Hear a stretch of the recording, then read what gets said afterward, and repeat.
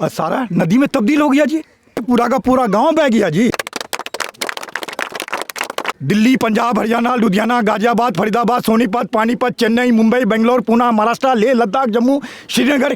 इस वक्त हमारी मौजूदगी पूर्णिया ज़िला के बायसी प्रखंड के हरिंतौर पंचायत के हरिंतौर में है।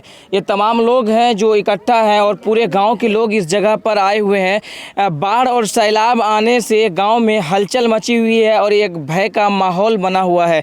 लगातार जो है हरिंतौर पंचायत और हरिंतौर गाँव में कब्रिस्तान कटते हुए नज़र आ रही है और साथ ही साथ मस्जिद भी अब नदी में समाने का खतरा है और साथ ही साथ जो है कई घर भी समा चुका है नदी में। आइए यहाँ के जो प्रतिनिधि आए हुए हैं, कांग्रेस नेता आए हुए हैं, इनसे हम बातचीत करेंगे। क्या नाम है आपका? निसार अहमद, पूर्व कांग्रेस प्रत्याशी, बायसी विधानसभा। सर, कब आपको खबर मिली कि हरिंतौर पंचायत के लोग डर डर के जी रहे हैं सैलाब की वजह से? 3-4 दिन से खबर था। आज मैं सुबह यहाँ 8 बजे पहुँच गए थे। जी। यहाँ आकर जब हालात देखे तो यहाँ तो भयावह हालात है। जी। आप कहते हैं कि घर यहाँ पे गाँव में वो थोड़ा सा गांव बचा हुआ है। जी। 3 कब्रिस्तान, जी। कोई 20-20 बीघा का कब्रिस्तान था, वो तीनों कब्रिस्तान नदी में तब्दील हो गए। ईदगाह तब्दील हो गया। जी। इसकी वजह क्या है?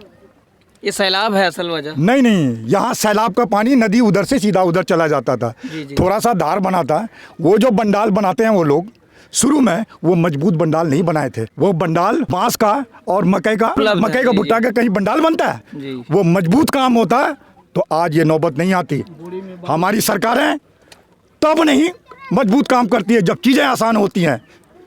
अब कर लो। अब तो थोड़ा सा गांव बचा हुआ है, ये भी नदी में विलीन होने वाला है।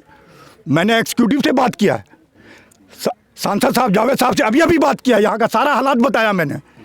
और आपका फ्लड फाइटिंग का जो चेयरमैन है उनसे बात किया है। बताइए, जो काम लाखों में होता सर, अभी करोड़ों में नहीं हो पाएगा सर। मेरे को समझ नहीं आता ये होगा क्या सर। एक सवाल है, इसका हल मुझे समझ नहीं आता है, ये होगा कैसे? अच्छा, बात की है, क्या मिला आश्वासन कि अब ये हो जाएगा यहाँ? अरे सर, बचे हुए हैं अब वो जो काम जो फौरी तौर पे करते हैं वो तो करेंगे। हमको नहीं लगता है कि ये गांव बचेगा। जिस तरीके से सैलाब का कटाव, जिस तरह से कटाव है ना, मुझे नहीं लगता कि ये बचेगा। जी। और ये खेती की जमीन थी, ये सारी खेती की जमीन थी। इसका उपाय क्या है? अब उपाय तो सरकार के पास है ना जी। उनके ऑफिसर्स हैं, उनके पास फ्लड फाइटिंग के अधिकारी हैं, वो लोग शुरू में ही आकर के काम करें। ये सब काम होता है जब पानी कम हो जाता है, वो अधिकारी लोग आकर के उसका इंस्पेक्शन करें। जी। और उस वक्त मजबूत काम करें। जियो बैग का जो बाइंडिंग होता है उसका पूरे दोनों किनारे में मजबूती से करें। ये जनवरी से लेकर के 4-6 महीने का टाइम होता है, ये उस वक्त होता है। पूरा सीमांचल इस तकलीफ़ में, इस दर्द में मुब्तला है। जनाब, मैं सरकार से अपील करता हूँ, नीतीश बाबू, आपके ईमानदारी पे कोई शक नहीं है। आप गलत चीज़ को प्रमोट नहीं करते हैं ना, गलत आदमी को प्रमोट करते हैं। आप कहते हैं अपोजिशन को कि ये कोई काम का आदमी, ये काम करते हैं। मैं मानता हूं कि आप काम करते हैं, ये भी तो काम है नीतीश बाबू। बिल्कुल। ये भी तो काम है। यहाँ भी बिहार के लोग बसते हैं। यहाँ के कोई ऐसा घर नहीं है जिस घर से 2-4 बच्चे प्रवासी श्रमिक के रूप में बाहर नहीं काम करते हैं। वो सुबह से शाम तक काम करते हैं, रातों की नींद हराम है उसकी। उसका घर नदी में तब्दील हो गया। नीतीश बाबू, ये भी आपका कमाऊ पूत है। बिहार का जो रेमिटेंस है उससे बिहार का इकोनॉमी चलता है।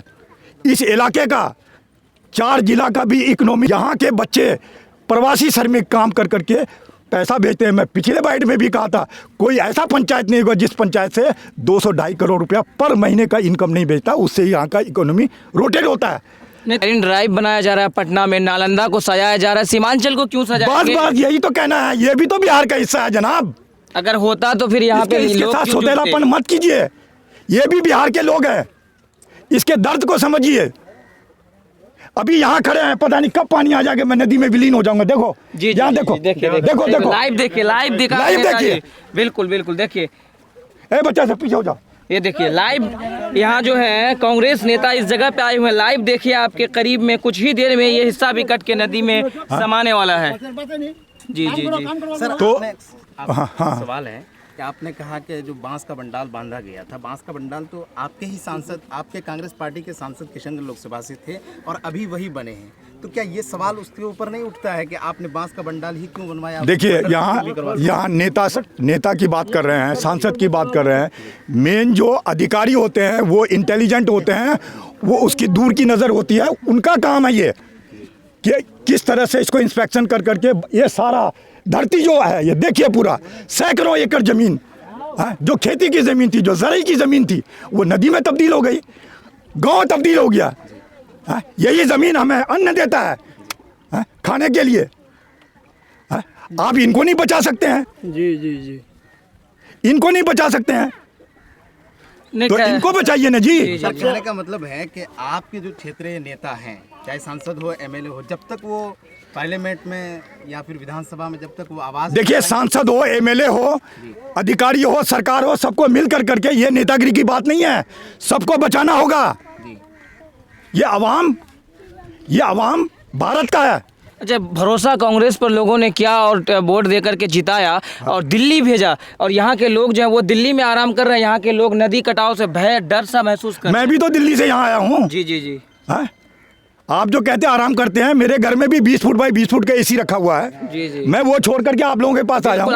आप जी जी, ये बात सही है, लेकिन जो नेता को भेजा गया जिस पर उम्मीद जता करके वो अब तक यहाँ नहीं आ पाए लोग। नहीं, वो अभी पार्लियामेंट, हमारे जो सांसद हैं, जी जी। अभी पार्लियामेंट का ओथ का प्रोग्राम चल रहा था। जी जी। अभी वो आज 29 तारीख है, आज वो वहाँ से पटना चलेंगे, 1-2 दिन में यहाँ पहुँच जाएंगे। जी जी। सर, क्या लगता है इस बार 5 साल के कार्यकाल में लगता है कि सांसद जी बोल्डर पिचिंग करवा सकते हैं, जो किशनगंज लोकसभा क्षेत्र में जहाँ तक है?